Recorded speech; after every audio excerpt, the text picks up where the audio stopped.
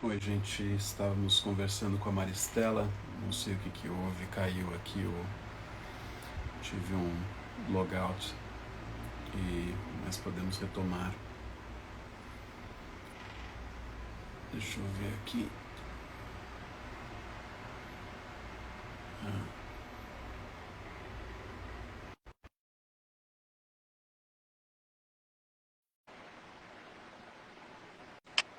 Oi, Oi, travou? eu tive um logout aqui, não sei o que que houve, e eu estava no meio da explicação ali que eu estava interessado. Você tinha falado para eles fazerem textos sobre o que que é o tóxico no mundo contemporâneo, para eles gravarem leituras. Isso, agora inverte um pouco, né? Eles que vão fazer essa leitura gravada em 1 minuto e vão apresentar para mim. A gente está nessa etapa.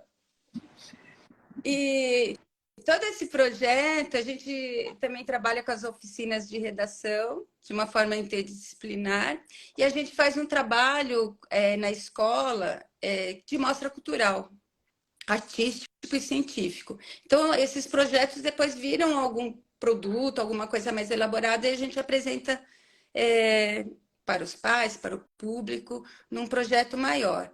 Então, provavelmente, toda essa história, né, o que é tóxico no mundo contemporâneo, o porquê que o tóxico nos atrai, e toda essa questão que a gente começou dos materiais, dos ingredientes, das coisas, e aí a gente vai caminhar para as relações, né? Como a gente percebe que nos dias de hoje a gente tem muitas relações tóxicas. E eles muito rapidamente eles já falaram sobre esse assunto. Então, é uma forma de a gente montar um roteiro vindo deles, mas também trazendo estímulos, perguntas, desafios. Esse é o papel do professor, né? E a oficina de redação vai colaborar, vai orientá-los na parte da escrita do texto que Sim, eles vão ler sobre o sim. tóxico. Exatamente. Então, na parte de arte, a gente desenvolve essas estratégias mesmo para falar, pensar, construir possibilidades. E aí, em redação, eles vão fazer toda a questão do roteiro, de como isso vai ser apresentado. E aí, a arte entra junto com a questão da produção, se a gente vai pôr. A ideia é até colocar um pouco desses vídeos no meio das apresentações, enfim, a gente já está montando algumas possibilidades. Como é que você vai apresentar isso? Então, a gente tem esse evento, que é uma mostra cultural, então vai ser em Quando forma que de é? Eu quero, teatro. quero ir. Quero ir. Nossa, seria muito bom em outubro. Quero Seria fazer fantástico. parte, né? Convida, hein? Aí você vai ter que ir. Então, É o é isso. A início gente... do. Vai ter a história inteira presente. Seu vídeo vai estar no evento, a sua leitura? Não sei. Acho que Tem que não. ter sua leitura É do também. aluno. É do aluno, né? Mas é isso, a gente lança os desafios, as coisas não podem ser assim totalmente já preparadas, né? Elas vão crescendo, ela é viva, né? Principalmente a arte, mas a educação eu vejo isso, a educação ela tem essa questão de, principalmente quando você trabalha com o outro, de ser orgânico, está acontecendo, as ideias vão Eu fluindo. vou com a Então a gente não sabe Rosa. exatamente, né? As ideias estão aparecendo e a gente vai indo, vai caminhando. Mas eu acho que vai ser um bom projeto. Eu acho que você teve a sensibilidade de perceber que era um tema que podia ser um bom gatilho para o perfil com quem você trabalha, né? Acho que é Sim, uma forma que é o legal, jovem, né? né? Que é um Uhum. assunto delicado, uma coisa assim, encontrou uma forma legal de, né? Que é um pouco bem interessante. É um trabalho que eu vou fazer mais com os maiores, né? 15 anos. A gente também faz outros tipos de projetos, trabalhando na questão do desenvolvimento, da sustentabilidade, sempre baseado nas ODS da Unesco. E então a gente tem projetos bem interessantes lá na escola. Sim. Você tem quantos alunos nesse projeto aí que vão fazer as leituras do tóxico e tal? Por enquanto a gente está trabalhando com todos, mas a hora que eles forem para a oficina de redação, aí eles se dividem, né? Porque daí tem uma turma que vai trabalhar com roteiro, com texto, outra turma vai pensar, sei lá, no cenário, ou a gente pode promover outras formas de projetos também visuais, enfim, como são muitos alunos, a gente distribui um pouco para várias possibilidades. E vão ter vários temas na mostra, não vai ser só esse, né? Esse é um deles, sobre o tóxico, mas a gente trabalha as ODS da Unesco, né? Então, Você vai vamos ter ter vários. uma etapa semelhante ao que a gente fez na...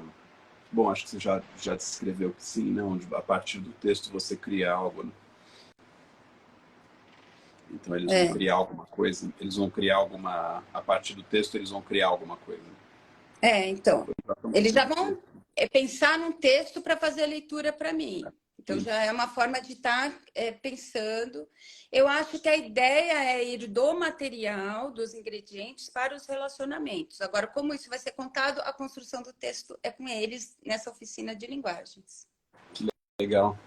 Você documenta tudo isso, porque a gente nunca sabe, assim, eu falei, né, tem uma live que eu fiz que acabou sendo material didático de uma universidade na Holanda, né? Então Sabia. a gente Legal. nunca sabe, assim, para onde vai as coisas, né? E, então eu te convidei lá pro projeto da leitura, também não achei que fosse impactar Tá bem? tantas vidas, a gente não Mas sabe, isso é então... tão bom, né? Isso é tão feliz, eu acho. E a gente... Qual foi o saldo? Você é da turma 4, né, que concluiu o ciclo das 15 aulas na Sim. segunda retrasada. Qual que é o saldo final, assim, dos 4 meses?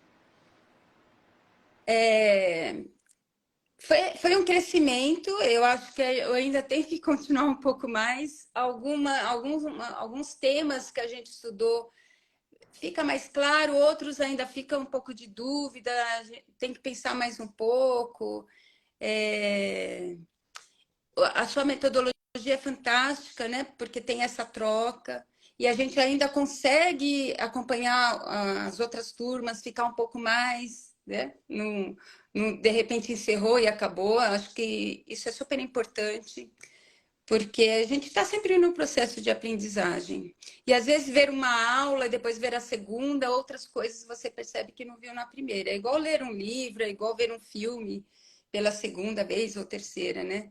Às vezes tem ali alguns espaços, alguns detalhes que passaram e você pode resgatar isso. Então, nesse sentido, eu achei o curso ótimo, fantástico. Como você coloca seu conhecimento ali também, como você traz essas obras, a descrição delas e coloca perguntas ali, as hipóteses. Então, realmente é bastante rico. Muito bom. Me apoiou em momentos polêmicos, né? Ou quando você inova alguma coisa, sempre dá uma polêmica. Você não muda nada sem gerar uma resistência de quem está acostumado. Exatamente. As pessoas às vezes estão acostumadas a um padrão e quando você foge disso, vem um estranhamento. Né? Quando eu mostro alguma obra para os meus alunos, que estranho, não gosto disso. Então, o estranhamento traz isso, você dá um passo para trás. Né? E enfrentar é um pouco difícil, mas conforme você vai tendo acesso, contato com a informação, você vai ficando mais confortável e entendendo melhor, porque é algo novo. A arte contemporânea não é muito fácil, mas a gente está crescendo muito. Quais são os temas que você falou que alguns são mais fáceis, outros você sente que precisa trabalhar? Quais que você sente que precisa trabalhar, assim? Para que serve a escola não poderia ser diferente do Pepe Lemes, Poderia... né? Que a gente trabalhou, me chocou o trabalho dele, né? Porque ele chama atenção ali de uma escola que não é a minha escola, né? É a escola pública, a gente sabe das dificuldades, da questão da educação no Brasil, mas às vezes eu, acomodada lá na minha escola, tá tudo bem, né? E eu fiquei assim, um pouco incomodada com as coisas que ele faz, né? Queria até explodir a escola, enfim. Mas eu entendo a provocação dele. Né? A gente tem que ter esse olhar para essa escola, que é a maioria, né? Que educação é essa que está no nosso país? E que traz aí o que vai ser o nosso futuro, o que são essas novas gerações. Eu acredito bastante nos jovens, eu aprendo muito com eles. Eu acho que os jovens, eles são uma geração melhor que a minha, e principalmente em alguns pontos. Né? Minha geração não falava sobre sustentabilidade, não falava sobre meio ambiente. E ele já tem essa consciência. E isso se aprende na família, mas muito mais na escola, né? Então, o Pepe Lemes me deixou assim um pouco incomodada. Preciso assistir de novo essa aula, pensar mais sobre o assunto. E assim, o que que eu posso fazer? Né? Eu tô lá de boa na minha escola, né? É uma outra realidade. Mas e sobre as escolas públicas? Né? Sobre a grande maioria? É, o Pepe Lemes é bem radical, assim, a gente conversou bastante com ele Eu em achei. preparação à aula. Forte, Né, quando né? eu não sei se tem muitas, não sei o que tem disponível dele, assim, como entrevistas e como, mas né, a gente teve essa conversa com ele e ele é bem, né, você vê que bem incomodado, assim, tipo, né, o sistema educacional como forma, como conteúdo, como processo, não me representa, assim, não tem que explodir, porque realmente, e você vê, ele é só né, um menino negro cuja mãe era professora de escola pública, e ele fala, se o que a escola está ensinando é verdade, a minha história pessoal é uma ficção. Então, e assim, o quanto é difícil a gente se colocar no lugar do outro. Às vezes a gente está distante e parece que o problema não existe, né? Então, me pegou bastante. O do Picho também. O do Picho foi Cripta de Jã, né? Sim. Também eu sei da importância da linguagem, dessa questão da pichação, mas é que eu tive uma experiência não muito boa com pichação em um imóvel. Então, eu tinha um outro olhar. Já vi algumas coisas até em Bienal de pichação, eu achei importante a colocação desses artistas, mas eu acho que choca muita gente ainda, porque no Brasil a pichação ela é ilegal, né? Ela é um crime ambiental, se eu não me engano, crime ambiental.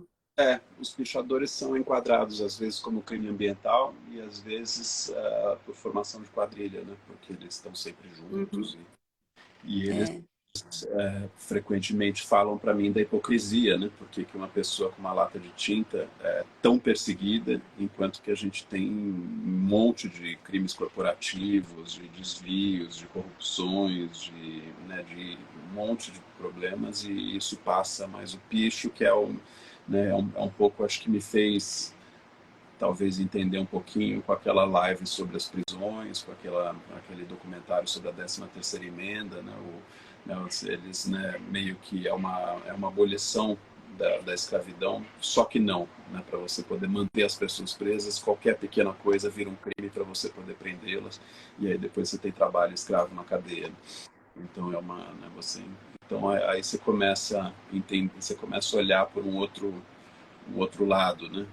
Aí a pessoa vem e fala, não, mas a propriedade privada é sagrada. Não sei. Aí os fechadores falam, bom, mas então se propriedade privada é sagrada e isso realmente é importante para você, vamos trazer os índios para a conversa, né? Os é, indígenas, né? Porque eles já estavam aqui e a gente veio e o que os brancos fizeram com eles é muito mais violento do que jogar tinta numa parede, né? O que eu estou fazendo é uma violência estética, o que o Estado faz comigo é uma violência física, existencial, social, brutal, né? Então as pessoas reagem muito fortemente ao que, né, no ver deles é desproporcional, assim. é. É uma, foi muito importante na minha trajetória, assim, esse contato com o bicho e Eu escutar a acredito visão. mesmo, João, porque são coisas que a gente tem que estar mesmo atento, né? Tá tão próximo da gente e parece que o problema não existe, é com o outro. E não é, né? É, A gente está ali junto. a gente publicou um vídeo essa semana da série aí do Desvendando, que é sobre a exposição das histórias afroatlânticas e que antes, né, teve uma edição anterior que era Histórias Mestiças, né? E aí vai alguém no... E dificilmente os comentários dos haters assim me incomodam, porque faz parte aí da vida. Mas quando é racista, assim, às vezes incomoda, porque é uma coisa que eu acho que é tão... Né, a gente vê muitos brancos falando em democracia, mas não querem falar em racismo. E você não tem democracia com racismo. É uma coisa que é uma ilusão. Então a pessoa vai lá embaixo do vídeo e fala, puxa, até aqui tem esse mimimi, esse vitimismo e tal, né? Aí é curioso, assim, porque quando eu vejo essas coisas eu falo, olha, conversa com todos os seus amigos negros e pergunta se é vitimismo ou se é real. Aí a pessoa em geral fala, mas eu não tenho amigos negros. Aí eu falo, bom, por que não? Na minha escola não tinha, no meu trabalho não tenho, não tenho. Eu disse, bom, por que não tinha? Fica tão claro, né? A gente só entende um pouco o que é racismo quando você anda do lado de alguém negro, né? Eu tive já amigas que quando andava do lado aconteciam pequenas coisas que eu falava assim, nossa, caramba, não é mesmo? E para ela já era comum, e para mim, nossa, é assim que acontece? Então, só quando você está do lado ali, no dia a dia, porque senão você acha que não existe. A gente não sabe que correr é um privilégio branco, né? Porque o negro não pode correr, né? Quando eu trabalho com os alunos a questão da mulher, por exemplo, você vê uns olhares assim dos meninos. Ah, de novo, o discurso da mulher, né? Eu falo do papel da mulher no museu, enfim. Não só no museu, né? Na arte, na política, em tudo, né? Numa empresa, né? Onde que está? Né? A gente ainda tem muita coisa para conquistar. E eu percebo que as meninas ficam assim, legal, professora, e os meninos ficam assim, professora. Né? Então tem essa reação, mas eles vão amadurecendo, acho que eles vão entender mais para frente. E a mesma coisa do feminismo, né? Acho que muita coisa que está nessa movimentação toda de política de identidade, acho que, né, muitos historiadores atribuem ao feminismo. Tem algo que me tocou, não sei se você viu a conversa com a Bruna de Manta sobre neurociência. Vive. Eu tinha uma pauta lá, um roteiro que eu tinha que seguir, assim, senão às vezes é fácil desviar na conversa e aí não tem tempo para isso, né? Essa nossa conversa é menos estruturada, assim, então dá tempo de trazer isso, mas teve uma hora que ela falou que a relação entre neuroplasticidade e longevidade é direta. Então aí eu parei para pensar, para ver por que parece que as mulheres estão mais jovens do que os homens, né? Você pega a gente vê as mulheres de 60, 70, 80 anos estão a 1000, enquanto muitos dos homens ali na idade, os correspondentes já estão, né? Se eu pegar meu pai e minha mãe, a minha mãe está resolvendo 1000 coisas, meu pai não sabe fazer um Pix, não sabe mandar um WhatsApp, né? Então, assim, com a mesma idade, né? E aí me fez perguntar se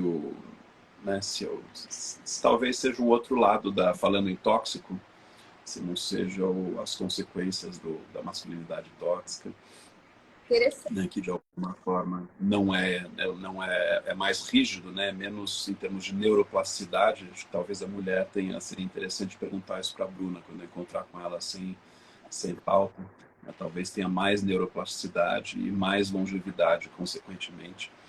Acho que pode ser uma... Caramba! Mesmo a sua turma, né? Mesmo as pessoas que fazem o curso com você, muito mais mulheres. Sim, né? sim, acho que estão muito mais abertas a aprender. A gente teve uma, acho que era de 106 anos, que queria se inscrever, né? Cara, incrível! Mulherada, isso aí. Tá 1000, tá 1000. Enfim, chegamos nisso partindo, acho que a conversa com o Pepe Lemes sobre a aula do Pepe Lemes e sobre a aula do Cripta Vijan. Eu acho que do Pepe Lemes, além dessa questão da identificação da história pessoal com a história que é apresentada oficialmente, e aqui alguém colocou o número de viúvas é bem maior, sim, eu já ouvi isso.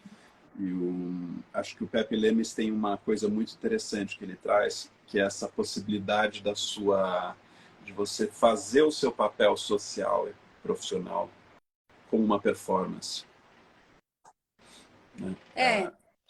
Uma coisa que você faz legal no curso é a gente pensar numa ação, né? Porque a obra de arte ela vem de uma ação primeiro, né? Da conversa, de uma ação de você fazer alguma coisa. E por que você está fazendo aquela coisa? Não só a obra de arte, não só o produto final, né? Sim. Se você fosse fazer uma das suas aulas como uma performance, sem que os alunos percebessem, como é que ela seria? Caramba, sem eles perceberem. Porque às vezes, Acho que eu teria que mudar meu comportamento, né? Para ter um contraste aí, talvez sobre o feminino, de repente entrar com a boca fechada, vender alguma eu, coisa na minha eu me boca.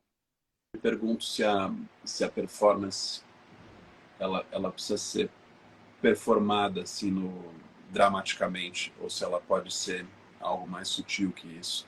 Né? Porque quando o Pepe Lemes ele entra na aula e eu não acho que ele se fantasie de nenhuma, ou se caracterize de alguma forma. Eu acho que as aulas dele são consideradas performance, talvez pela mudança de premissas que ele tem na hora que ele vai entregar o texto. Né? Então, se o estabelecimento, né, se o que é esperado do professor ali no caso dele é que ele chegue e conte a história de uma determinada forma, quando ele muda as premissas e conta a história de outra, O inesperado, né? isso passa a ser o texto é outro, Uhum. a visão de mundo é outro, o paradigma é outro. E o fato das pessoas nem perceberem, ele já está fazendo uma escultura de consciências. Se ele chegar transformado, você já considera aquilo uma experiência, né, cênica, você já considera aquilo uma Já vai estar muito claro, né? Ali colocando e alguma coisa, aí fechando a boca. você já levanta.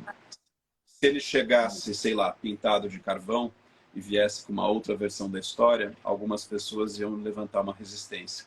Uhum. Agora, se ele chega igualzinho, mas conta a história, e aí a qualidade do texto, né, do que ele fala, das premissas, dos exemplos, dos argumentos e tudo isso, e isso muda de paradigma, faz você ter uma experiência de uma outra. Né, eu fiz algumas aulas com o Djan, onde a gente foi em faculdades ali nobres de São Paulo, ali no centro de São Paulo, não lembro se era Mackenzie, se era uma dessas faculdades aí importantes, para ele dar uma aula.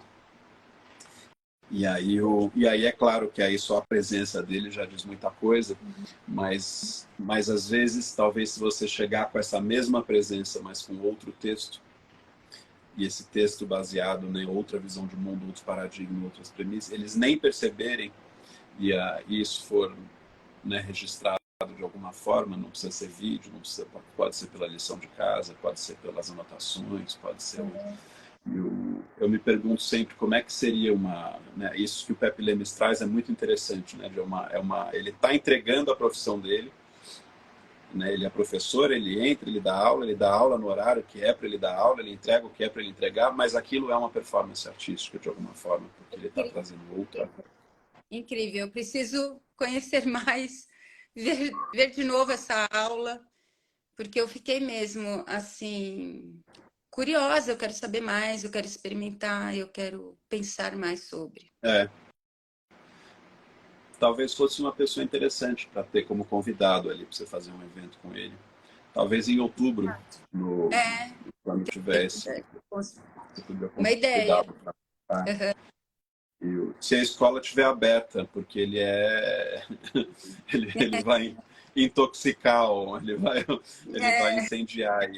Né, todo mundo tem muitos ambientes que não estão abertos porque ele é incendiário, assim, né? Uma coisa que ele vai plantar uma semente de visão de mundo que muitos ambientes não estão preparados para isso. não estão preparados. E é sempre delicado, né, questão de escola. É, pais podem reagir, Uhum. podem. Você segue o pessoal do arte na escola? Não, Tem o, sigo. Eu acho que... tá. Se Pode você, falar. se você for no meu feed, eu tenho uma live com o Cláudio Anjos, que é o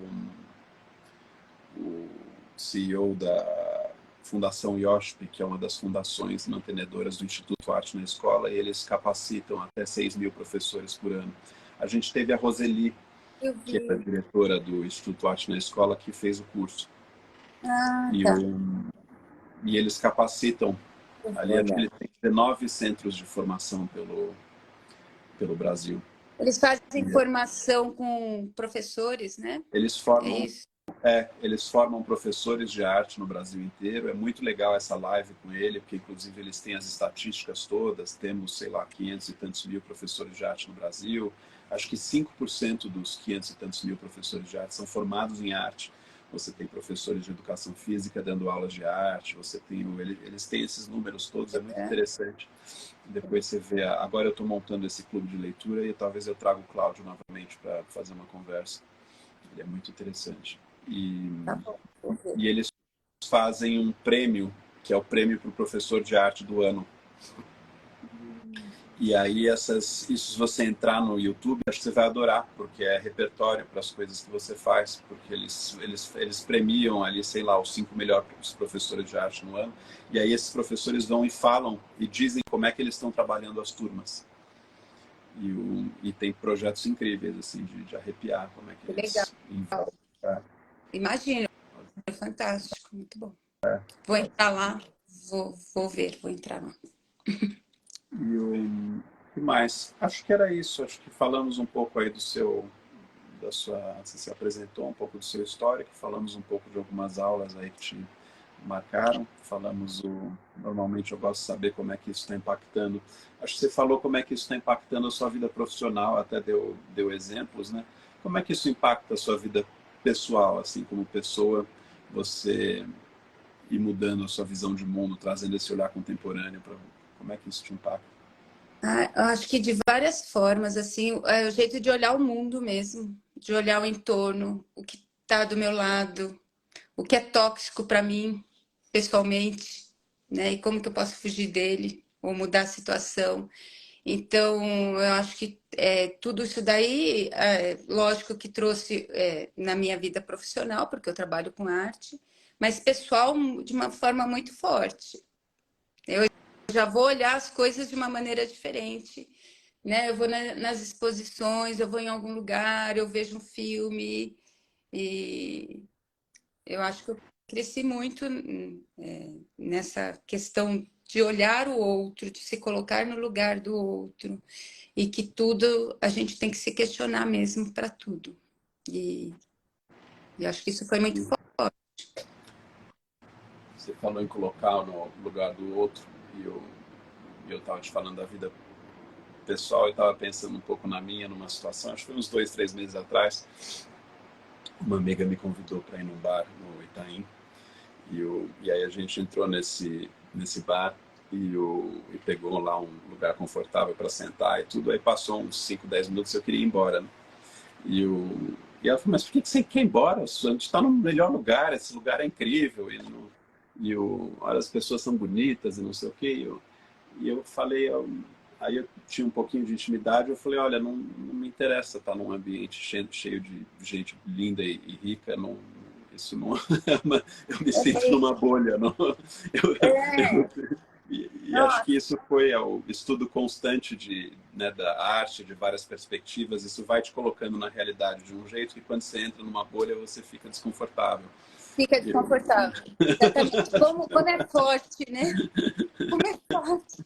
Aí ela falou, mas me explica, é o que eu mais quero, é o que todo mundo quer, estar num ambiente confortável, cheio de gente rica e bonita, por que você não está com medo? Me deixa entender, me ajuda a entender por que você está desconfortável, como é que você vê o mundo.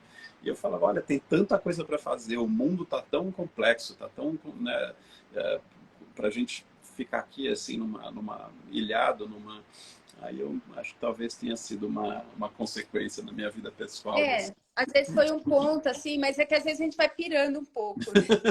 Porque às vezes você tá com aquela coisa te incomodando naquele momento, mas às vezes tem que relaxar também, faz É, parte da nossa vida, né? A gente sim. também tem que ir levando.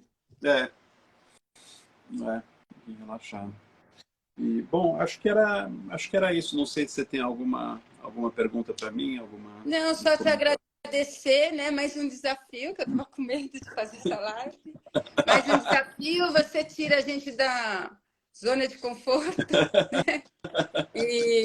Mas, lógico, isso faz só com que a gente cresça e agradecer, porque para mim foi tão importante esse curso, está sendo, e eu tento te acompanhar, não consigo, porque você faz muita coisa, mas enfim, vou estar sempre aí te acompanhando e a gente poder ter essa troca, para mim foi muito importante, João. Muito obrigada. Ah, que bom. Eu que agradeço. Foi ótimo ter você no curso. Acho que essa turma 4 foi muito abençoada, né? Pessoas Sim, muito legais e muito de coração turma aberto, ótima. construtivas. Logo a gente vai fazer um encontro de novo, eu acho, né? Temos que fazer mais um encontro aí presencial. Tá bom. E então, obrigado aí. E temos, né, temos os outros projetos aí que podem manter a gente próximos, né, da década de 2000. Tá. E aí ficamos em contato. Em outubro estou lá, quero ver em São Paulo, a sua escola, né?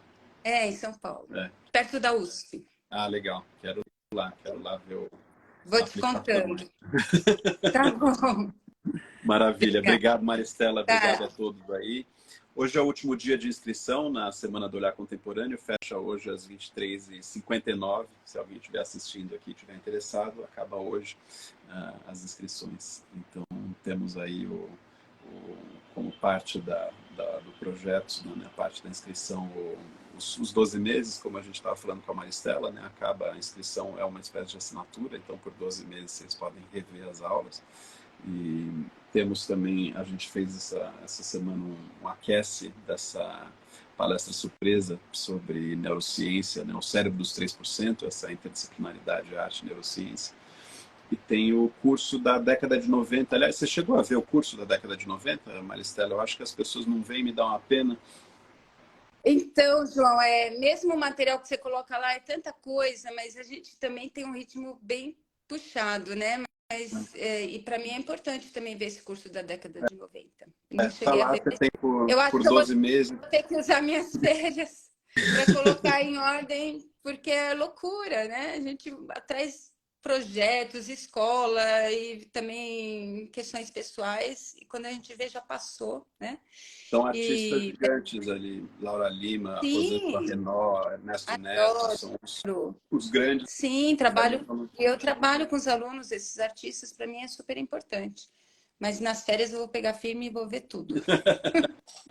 Bom, Tá ótimo. Obrigado aí mais uma vez pela tá. conversa e abraço para Eu que você, para agradeço. quem assistiu aqui. Até mais.